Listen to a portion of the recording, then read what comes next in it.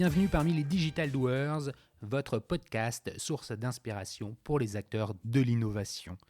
Ce programme est coproduit avec Comexposium pour les événements incontournables que sont le One-to-One Retail e-commerce de Monaco et le One-to-One Digital Marketing de Biarritz.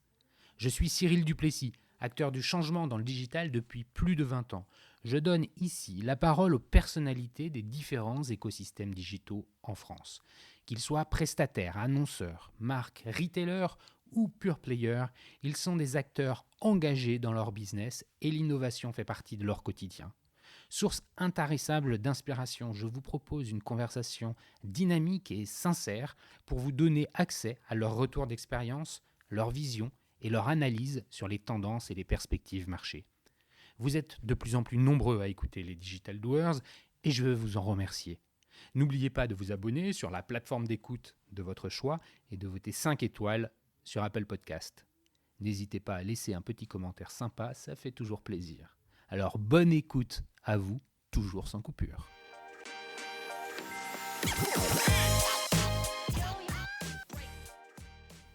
Aujourd'hui, je vous emmène dans un monde de plus de 300 000 sites marchands, celui d'une plateforme e-commerce, j'ai nommé PrestaShop. Acteur bien connu de la French Tech, PrestaShop est leader sur le marché des solutions e-commerce pour développer un site marchand. Nous le verrons, l'entreprise a développé tout un écosystème autour de ses fonctionnalités natives. Pour en parler, qui de mieux que son CEO, Alexandre Eruimi, trentenaire reconnu par ses pairs, listé dans le classement Choiseul 2021 comme leader économique de demain. Avec lui, nous allons revenir sur cette célèbre solution Front. Mais avant cela, nous profiterons de l'occasion d'avoir Alexandre avec nous pour prendre un peu de hauteur. Nous maintenons plus que jamais l'ordre du jour habituel. Nous vivons une époque des plus singulières. Beaucoup de paradigmes changent, les attentes des consommateurs se modifient. Bref, qu'en est-il du marché ? Quelles sont les tendances et les besoins nouveaux ? C'est par ces questions que nous ouvrons notre conversation. Ensuite, nous faisons un focus sur Presta. Carrefour vient d'annoncer le lancement d'un site dédié au jardin avec la solution PrestaShop en 2021. Quelle est la proposition de valeur de l'éditeur ? Comment l'entreprise accompagne-t-elle ses clients dans les changements ? Et ils sont nombreux. Par exemple, la DSP2 ou la nouvelle réglementation autour de la TVA sont des enjeux pas toujours faciles à appréhender pour un e-commerçant. Enfin, nous terminerons notre échange par un exercice de projection. En effet, je demande à notre invité d'imaginer le visage du e-commerce dans les prochaines années. Mais avant de commencer, Alexandre, pourrais-tu te présenter en quelques mots ? Bien sûr. Merci Cyril. Je suis Alexandre Eruimi, directeur général de PrestaShop. Et j'ai 34 ans, je suis marié, j'ai une petite fille qui va bientôt fêter ses 2 ans. Et pour notre sujet plus commerce et lié à mon parcours professionnel, j'ai fait une école de commerce. J'ai souhaité financer mes études à travers un apprentissage. Donc, je me suis posé la question de quoi faire. Et pour garder un champ des possibles le plus ouvert possible, j'ai décidé d'aller en conseil en stratégie chez Roland Berger. Et là, j'ai été piqué du virus du commerce. Là, on est en quelle année ? Juste pour positionner à peu près globalement ? On est en 2008. 2008, j'intègre les équipes de Berger et petit à petit, je me spécialise en retail et consumer goods, donc sur des sujets vraiment commerce, produits de grande conso.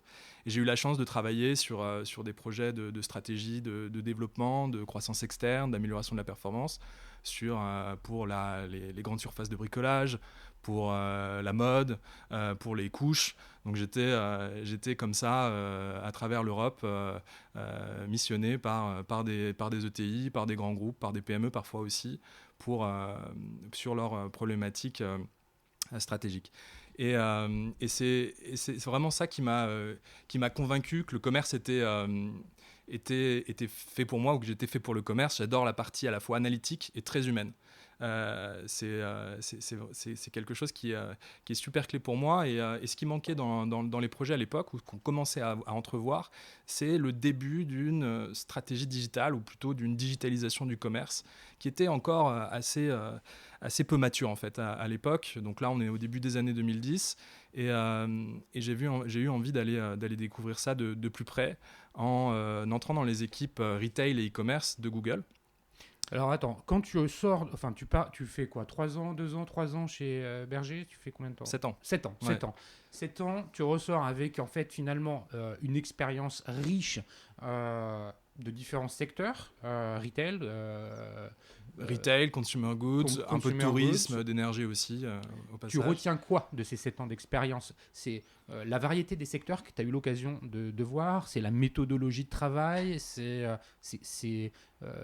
avoir développé ton analytique, c'est quoi? Tu repars après 7 ans avec quoi comme bagage? C'est pour moi la conviction que j'ai envie de garder un fil rouge autour du commerce et de travailler pour des acteurs du commerce. C'est aussi l'amour du client. Parce que quand on est consultant, on aime ses clients, on a envie d'être à leur côté pour les développer, et puis aussi dans les coups durs, hein, quand on parle d'amélioration de la performance, de restructuring, ça fait aussi partie du métier. Et puis évidemment, oui, c'est toute la construction analytique, la formation, la rigueur qui en découle. Et finalement, j'ai retrouvé une partie de ça en allant chez Google, dans les équipes commerce. Attends, justement, le passage du monde du conseil vers le digital, Google, Ouais. il est évident, il est naturel. C'est quoi ce qui te fait changer? C'est quoi qui motive ta prise de décision pour rejoindre les équipes de Google? C'est que les problématiques des clients, elles ont complètement basculé sur le digital. Et pour moi, il était important de pouvoir comprendre ça depuis l'un des grands acteurs qui accompagne ces clients retailers. Et donc, c'est cette bascule-là que j'ai souhaité faire. 2015 à peu près? 2015, exactement. Tu rejoins Donc, Google. tout à fait. Ta mission, c'est quoi? Ma mission, c'était d'être bras droit du directeur retail et retail e-commerce, François Le Viton, tu connais peut-être. Qui est passé sur le podcast. Voilà. Donc, que je salue d'ailleurs. Salut François. Et on travaillait avec les équipes sur justement des problématiques omnicanal pour des retailers qui étaient dans une logique click and mortar. Des problématiques aussi liées aux pure players et comme ça accompagner en fait les grands acteurs du commerce en France ou internationaux qui souhaitaient adresser les clients français. Tu restes combien de temps chez Google? Chez Google, je reste 1 an et demi. 1 an et demi. Tu retiens quoi? Je retiens l'entrée dans un écosystème digital très large en fait. Quand on travaille chez Google, on a la chance d'être chez un des acteurs de premier plan de la tech et qui est d'une certaine manière autosuffisant en termes de problématiques traitées.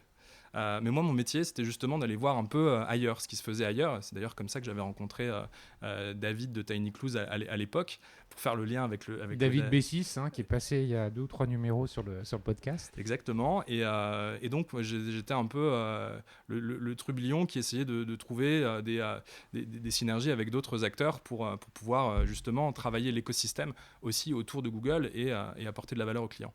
Et donc ça, c'est le premier point. Et ensuite, c'est aussi la chance de travailler chez un des acteurs innovants aussi en termes de management, en termes de vie au travail. Et là encore, c'est quelque chose d'important que je garde aujourd'hui chez PrestaShop, que j'ai rejoint fin 2016 en tant que directeur des partenariats. Alors pourquoi le changement finalement, peu de temps à l'échelle d'une carrière, 1 an et demi, c'est peu. Qu'est-ce qui t'a motivé en fait pour rejoindre PrestaShop? C'est l'opportunité de rejoindre un acteur international. Quand on travaille chez Google, en France, on adresse des clients français. Là, chez PrestaShop, j'avais l'opportunité le matin de discuter avec des gens basés en Asie, en Iran notamment. Il y a une grande communauté de marchands et d'agences là-bas. Au déjeuner, être avec une agence ou un partenaire techno français comme Payplug par exemple, et puis finir la journée avec les équipes californiennes de Google, Facebook ou PayPal. Et ça, c'est une des grandes forces en fait de PrestaShop. On est un des acteurs internationaux et d'origine française. Donc l'international, le fait de pouvoir aller encore plus loin dans la découverte de l'écosystème. Je gérais les partenariats justement avec l'écosystème digital en France, mais aussi dans tous les pays du monde et avec des gros acteurs américains. Et d'ailleurs, le fait d'avoir été chez Google m'a aidé, et m'aide toujours à mieux comprendre ces grandes organisations de plusieurs dizaines de milliers de personnes, là où chez PrestaShop, on parle en centaines de personnes. Et c'est important aussi de pouvoir passer cette compréhension aux équipes. Et puis le dernier point, c'était de continuer ce travail de transformation digitale auprès d'un nombre plus grand en fait, de marchands. Et non pas seulement adresser les plus gros marchands, mais aussi et surtout pouvoir engager avec les petits, les moyens qui vont être le fer de lance de la reprise française. Donc pour moi, c'était important aussi de pouvoir avoir cet impact-là auprès des PME françaises. Il y a aussi, et européennes. Il y a une dimension aussi nouvelle en rejoignant PrestaShop. Tu rejoins une PME française, oui. Tu quittes un groupe américain, international, oui. Où la culture d'entreprise est très forte. Je ne veux pas dire que ce n'est pas le cas chez PrestaShop, mais c'est forcément différent de celle d'un Américain de naissance. Ça a contribué aussi à t'attirer, ça, finalement, repartir dans une dimension un peu différente en termes de taille d'entreprise? Oui, complètement.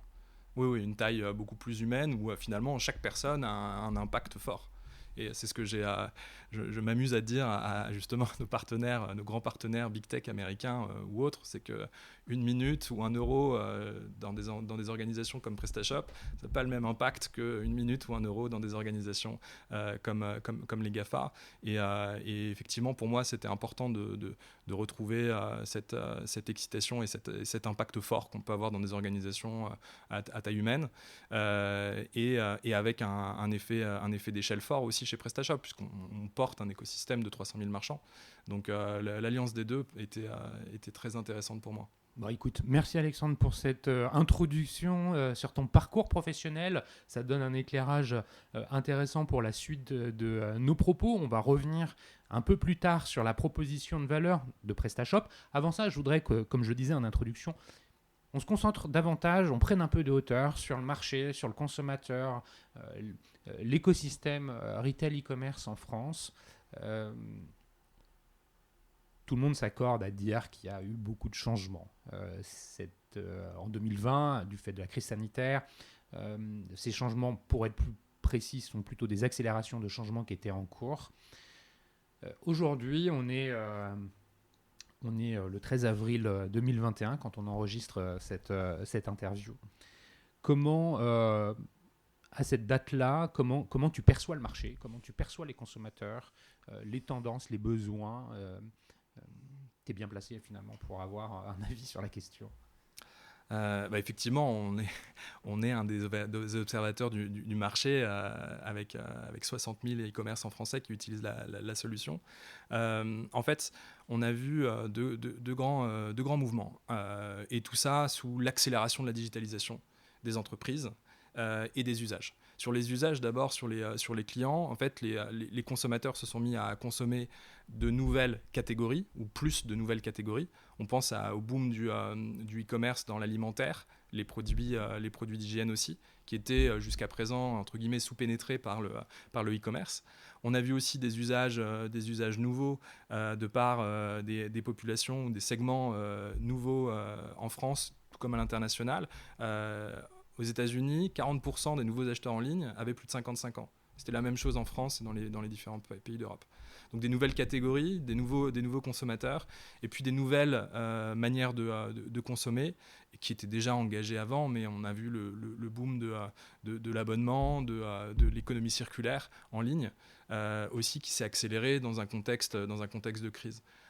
Pour l'abonnement, ça a servi aussi à fluidifier certaines chaînes logistiques, puisqu'on a vu Carrefour, par exemple, qui avait lancé les essentiels, où on pouvait s'abonner à un panier prépackagé de courses. Donc c'était assez innovant, là encore, dans l'alimentaire, et avec cette logique d'abonnement qui se renforce au niveau des usages. Et en fait, ça, comme d'habitude, finalement, le consommateur a changé ou a accéléré ses usages. Et donc, en face, les commerçants, les marchands aussi ont fait évoluer leur site et leur manière d'approcher leurs clients. C'est vrai, et ça fait écho à différentes discussions que j'ai pu avoir, ce que tu dis. Et je me retiens aussi celle de Julien Bouet, de Brico Privé. Ouais. Qui a un modèle qui est un peu différent de la vente traditionnelle, dans le sens où c'est les ventes privées pour le matériel de bricolage. Et il expliquait à quel point il avait explosé les ventes en 2020 grâce ou à cause, enfin grâce pour lui au confinement. Les gens étaient chez eux et ont beaucoup plus bricolé.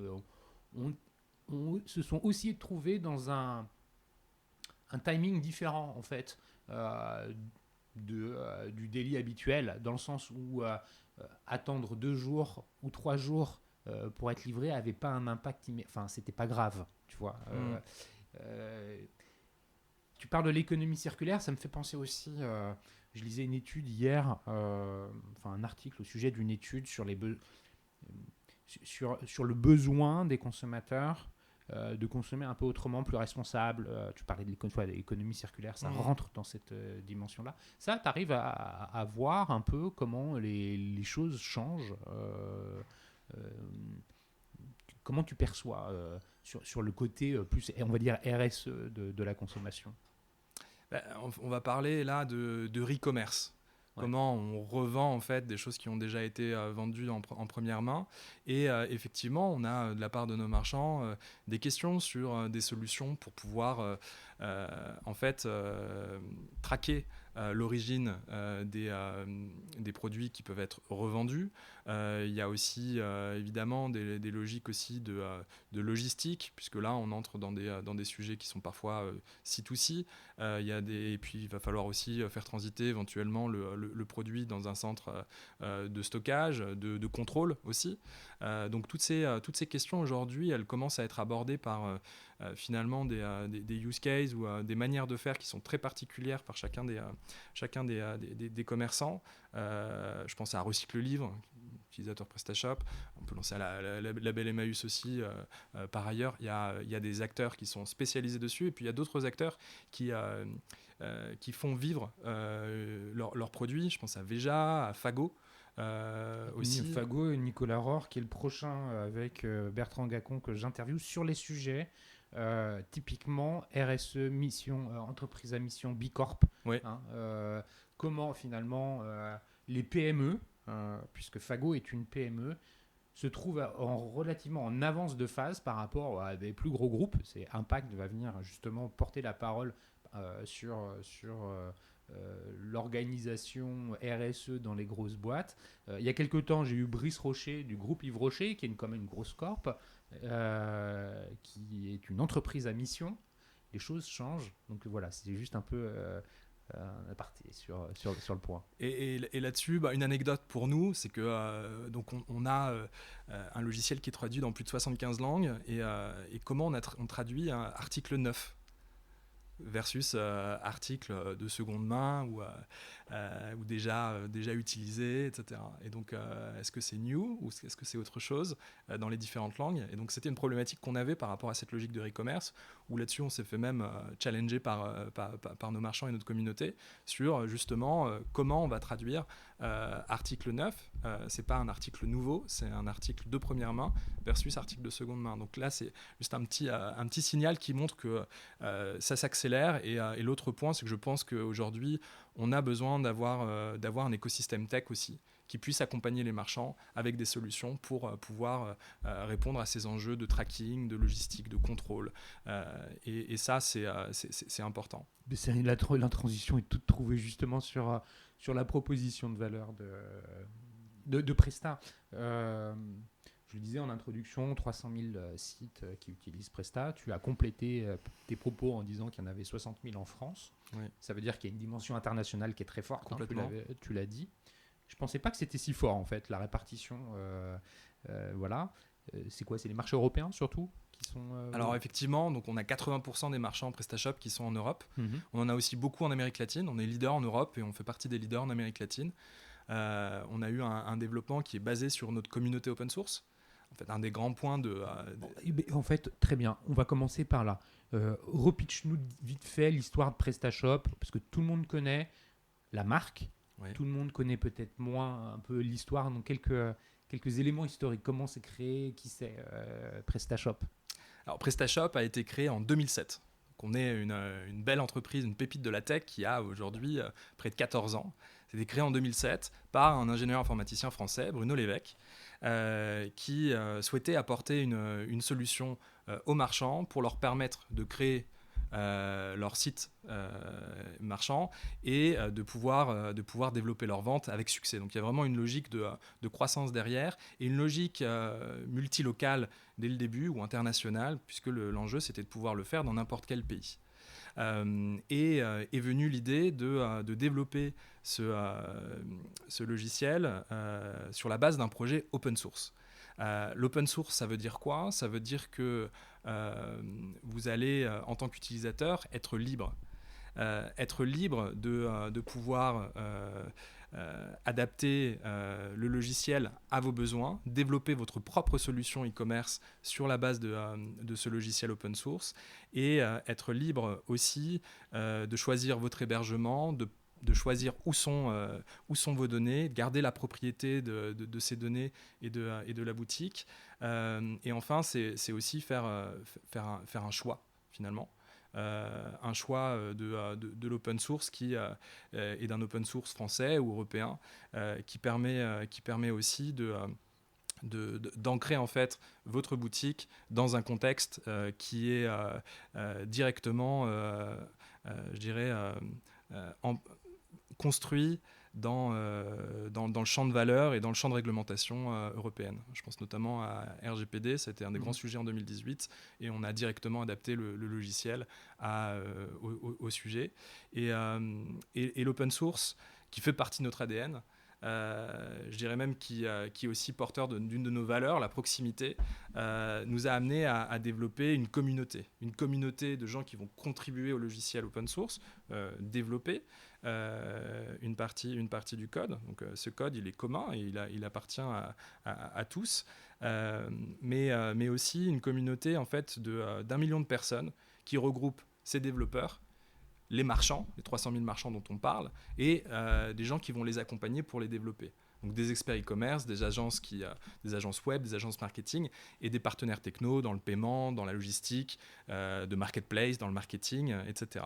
Et ça, c'est la deuxième dimension de notre proposition de valeur qui est unique, c'est justement cet écosystème, cette communauté qui permet aux marchands de développer leur boutique et de faire croître leur business en ligne, mais aussi et surtout d'aller vers de nouveaux territoires et d'aller plus loin. Et cette communauté, elle n'est pas seulement française. En fait, elle est française et elle s'occupe de 60 000 marchands en France, mais aussi de 50 000 marchands en Espagne, de 25 000 marchands en Italie, etc., etc. Et donc, on a aujourd'hui la possibilité non seulement d'aider les entreprises à digitaliser leurs ventes, ou des entreprises à démarrer leur business directement en ligne. Puis il y a beaucoup de pure players qui ont démarré sur PrestaShop, hein, je pense au slip français par exemple. Mais on va avoir aussi la possibilité en fait, de les accompagner dans les différents pays. Et au-delà du e-commerce, en fait, on parle de commerce. Et le commerce, c'est un métier, je le disais au début, qui est très humain, très local. Quand on parle de retail, on est ancré dans une zone de chalandise. Alors le e-commerce permet d'avoir une échelle nationale, mais aussi internationale. Et quand je parle de multilocal, en fait, c'est que cette communauté, elle nous a permis de localiser la proposition de valeur de PrestaShop dans chacun des pays, avec les bonnes méthodes de paiement, les bonnes méthodes logistiques. Ça veut dire concrètement que tu as des équipes dans différents pays ? Ou alors, c'est centralisé depuis la France ? Ça veut dire qu'on a une communauté dans chacun des pays qui nous aide à sélectionner les bonnes méthodes logistiques, paiement, marketing, qui va accompagner aussi le développement de ces marchands dans les pays. Donc on a ces experts, ces agences, ces freelances. Et on a aussi des équipes dans nos pays majeurs, en Italie, en Espagne, en Pologne, au Mexique, et on se développe principalement en Europe et en Amérique latine. Ouais, ça, c'est important qu'on le comprenne bien. Autre KPI. Mais on a 200, près de 250 agences partenaires dans le monde qui vont accompagner ces marchands.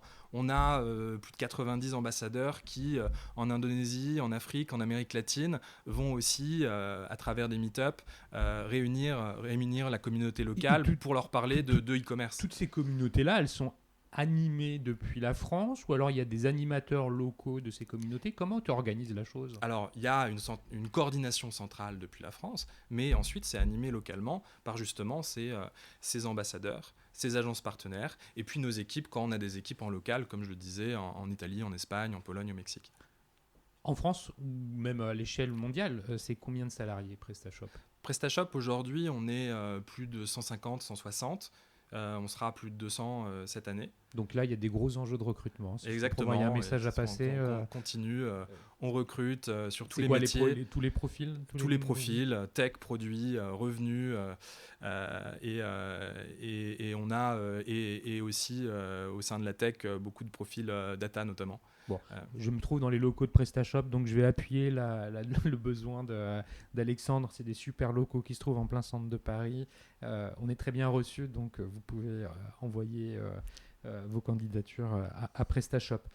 Et vous pourrez travailler aussi depuis n'importe où en France Ouais, c'est vrai. par ailleurs. Remote, il y a de quoi accueillir 200 personnes, mais il y a 4 personnes actuellement quand on enregistre dans les locaux. Parenthèse fermée. Donc, tu dis une présence internationale.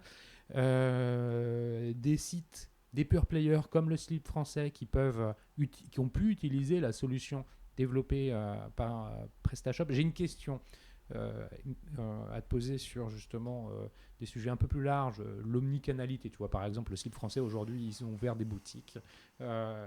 Tu parles de commerce et le commerce, je suis d'accord avec toi. Il n'y a pas à le différencier entre le digital et le physique et que les deux sont finalement les mêmes, avec des expériences un peu différentes, mais bien qu'elles se rejoignent de plus en plus. Avant qu'on aille justement là-dessus, aujourd'hui, tu t'adresses à qui? Tu t'adresses ta solution e-commerce, la plateforme e-commerce, elle s'adresse à qui? D'ailleurs, tu parlais, je crois, avant l'enregistrement de Pass. Avant qu'on parle de l'omnicanalité, voilà, est-ce que tu peux nous dire finalement à qui s'adresse la solution de PrestaShop? Alors, aujourd'hui, la plateforme PrestaShop, elle s'adresse à toutes les entreprises qui veulent développer leur vente en ligne. Ensuite, on a de plus en plus développé nos offres vis-à-vis des PME et des ETI qui sont dans une logique plus avancée ou qui vont être entrées rapidement dans une logique plus avancée sur le e-commerce. Pour ça, on a développé des offres depuis l'année dernière, notamment une offre d'audit et d'accompagnement sur des sujets de performance dans l'hébergement des sites pour leur permettre de gagner des points de conversion, d'améliorer l'expérience sur mobile. Ça va aussi avoir un impact sur le référencement. Et pour aller plus loin, on a lancé ce début d'année notre propre offre d'hébergement en format plateforme as a service, qui s'appelle PrestaShop Platform, pour pouvoir permettre à ces marchands qui vont avoir des pics de trafic, des trafics forts, des besoins aussi de gérer plusieurs visites, plusieurs achats en simultané, et on parle en milliers, de manière facilitée, et de pouvoir de cette manière aussi déployer PrestaShop dans un environnement de qualité.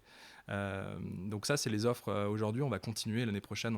On lancera notre offre d'édition Click and Mortar justement sur des sujets d'omnicanalité. Il y a un point intéressant que tu me disais hors micro qui est finalement, nous avons chez PrestaShop un échantillon représentatif de la FEVAD, c'est-à-dire qu'on a à la fois des petits et puis des moyens et des grands acteurs.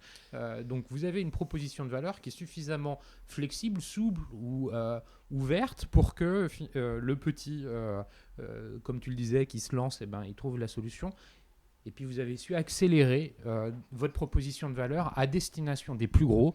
Je le citais en exemple, il y a Carrefour qui a lancé un site du monde du jardin avec PrestaShop. Tu m'en citais d'autres. Donne-moi des cas de plus gros clients, enfin toi, de clients, enfin de business case quoi. En fait, on s'est rendu compte que nos marchands avaient grandi avec PrestaShop et que des marchands déjà grands hors ligne entraient en ligne grâce à PrestaShop. Donc, sur des acteurs traditionnels, on va retrouver Figaret, Café Coton, Pylone, qui sont des retailers, qui ont des dizaines de boutiques physiques, qui ont digitalisé leurs ventes sur la plateforme PrestaShop. Autre type d'entreprise qui utilise PrestaShop, ça va être des marques qui sont dans une logique direct-to-consumer. Si on prend Magimix, B.A.B.A, Waterman, c'est Smeg, c'est autant de marques qui sont entrées en ligne sur PrestaShop. Donc là, on parle aussi d'omnicanalité pour elles, potentiellement en ligne, parce que grâce à PrestaShop, qui va être leur cockpit, elles vont pouvoir développer leur propre site, mais aussi vendre sur des marketplaces, sur les réseaux sociaux, etc. Et puis on a également des acteurs B2B, dans la robinetterie, dans le CHR, donc pour équiper les cafés, hôtels, restaurants, sur l'automobile, etc. On va avoir des acteurs qui sont très intéressants sur ces parties-là. Je pense à All4Jet, je pense à Édouard Rousseau. On a aussi historiquement les plus grandes DNVB, donc ces marques qui sont lancées directement en ligne sur PrestaShop. Citer le slip français, mais on va retrouver Easy Peasy, Monsieur Moustache, Fago, qui utilisent PrestaShop aujourd'hui. On en est très fiers. Et effectivement, l'exemple de Carrefour, il est révélateur dans le sens où des grands groupes, sur des logiques d'agilité pour pouvoir lancer plus rapidement et avec aussi un prix, un investissement qui reste compétitif, la possibilité de développer des sites marchands sur PrestaShop. Le cas de Carrefour, là, maintenant, c'est plus seulement le jardin, c'est toute la partie d'un inventaire de Carrefour qui est sur PrestaShop, shopping.carrefour.fr. On a aussi Decathlon dans près de 30 pays dans le monde, au Canada, en Indonésie, au Maroc, au Mexique, qui s'est développé, d'abord en e-commerce d'ailleurs, sur PrestaShop, et qui utilise toujours. Et donc comme ça, on a des beaux sites à l'international de grands groupes français. Et alors, ça m'interpelle, puisque c'est quoi finalement l'accompagnement? C'est quoi la singularité de PrestaShop pour ce genre d'acteurs, de retailers déjà installés, avec un business qui tourne dans le monde physique par exemple, ou de marques qui veulent faire du D2C parce qu'elles ont pigé qu'il fallait se tourner directement vers les consommateurs. Il y a un écosystème, je disais, finalement il y a des fonctions natives dans PrestaShop, mais il y a un ensemble d'add-ons qui viennent compléter la proposition de valeur. Tu peux nous en dire un peu plus ? Exactement. Donc déjà, vous avez une base logicielle avec plus de 500 fonctionnalités qui est très riche, qui permet de porter différents use cases e-commerce et qui va être complété par un écosystème d'add-ons, de modules et de thèmes qui vont vous permettre de développer de nouvelles expériences, d'intégrer des solutions de paiement, d'avoir des designs particuliers. Et donc là, on en a plus de 7000 sur notre marketplace qui sont proposés aux marchands. Et parmi ces solutions, on a aussi sélectionné des partenaires technologiques qui vont donc accompagner les marchands dans leurs problématiques de paiement, notamment à l'international, de paiement de spécialité. Maintenant, il y a le paiement en plusieurs fois qui est accessible à tous les marchands grâce à des acteurs fintech de premier plan et qui se développent en Europe. On va avoir là, tu peux le citer, parce que je crois que tu l'as dit tout à l'heure. Donc on a sur ces sujets, on est en partenariat avec Alma, avec Honey, avec Klarna. PayPal vient de lancer aussi le paiement en plusieurs fois. Sur la partie logistique, ça va être évidemment les différentes solutions logistiques classiques, l'Express, le colis. Donc on a Chronopost, Colissimo, je parle de la France, mais on a aussi ces exemples en local. Donc, je vais vous parler de Correos Express, je vais vous parler d'Hermès en Allemagne, de Posta Italiane en Italie, de Bipost en Belgique. C'est ça qu'on offre en fait à travers cet écosystème multilocal. C'est ces exemples-là. Et puis par ailleurs, on a des partenariats forts avec Facebook, avec Google aussi, pour que les marchands puissent développer leur stratégie de marketing payant de manière facilitée, et puis engagés avec de la visibilité sur les réseaux sociaux et la possibilité de communiquer, notamment via Messenger par exemple. Alors, merci pour cet éclairage. Et je repose la question que je voulais te poser tout à l'heure, qui est autour de l'omnicanalité, du commerce unifié. Finalement, les canaux de distribution qui se rejoignent et les expériences d'achat qui sont complémentaires en fonction des canaux. On commence sur le web, sur son téléphone, et puis on le poursuit en magasin. Et parfois, c'est l'inverse. Comment, vous, chez Presta, vous vous positionnez sur ces questions-là ? On a justement cette vision de devenir la plateforme commerce de référence pour la croissance des entreprises dans le monde. Ça veut dire qu'on est en train de faire évoluer notre proposition de valeur de plateforme e-commerce first à plateforme commerce. Et c'est tout un chemin, c'est une vision sur le temps moyen et long, mais c'est pour ça que j'évoquais le fait que l'année prochaine, on lancera notre édition Click & Mortar, pour développer ces use cases. On peut déjà le faire sur PrestaShop. Aujourd'hui, et d'ailleurs c'était intéressant, pendant le deuxième confinement, on a vu une croissance très forte de l'équipement des marchands sur des fonctionnalités click and collect. Un use case intéressant de l'omnicanalité. Mais il y a aussi des sujets de retrait en magasin. Qui vont se poser. Il y a aussi des use cases qui sont apportés par les programmes de fidélité. Et donc, en fonction des sujets, on va le traiter à travers le logiciel en lui-même ou à travers notre écosystème de partenaires spécialisés sur ces problématiques. Concrètement, tu as en tête un exemple de client déjà qui a ces problématiques que vous suivez, que tu as en tête. Tu peux illustrer un peu par des cas? On a sur le click and collect, oui, par exemple, on va avoir le slip français qui s'est beaucoup développé sur la problématique. On a aussi différents marchands qui sont plus locaux, qui ont développé ça. Je pense par exemple au Taré du Vrac. Sont des commerçants à Toulouse, des commerçantes qui ont développé le click and collect pour aller chercher justement leurs céréales et noix en vrac directement en boutique. On a le cas aussi sur des sujets chez des chocolatiers. Je pense à l'atelier du chocolat. Donc on a cette problématique qui se développe fortement. Mais l'omnicanal, ça va beaucoup plus loin que ça. Et là, aujourd'hui, en fait, la conviction qu'on a chez PrestaShop, c'est que finalement, aucune solution n'est parfaite concernant le sujet omnicanal, et qu'aujourd'hui, c'est d'abord les marchands qui développent sur la base de leurs solutions ces use cases avec différents acteurs. Nous, l'objectif, c'est de pouvoir apporter à ces marchands, à ces PME, à ces ETI, une solution beaucoup plus intégrée qui leur permette de déployer leur stratégie omnicanal.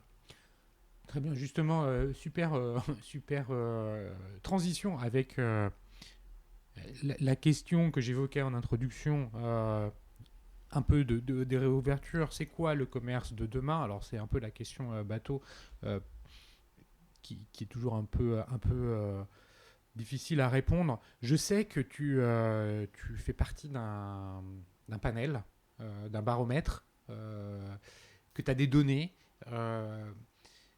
Pour répondre peut-être un peu à cette question-là, c'est quoi le commerce de demain? Est-ce que tu peux appuyer ta réponse sur des éléments du baromètre, justement?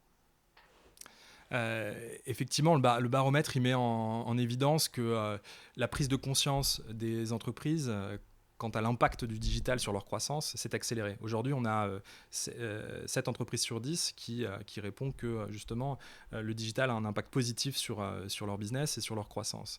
Mais ce qui est intéressant, c'est de creuser.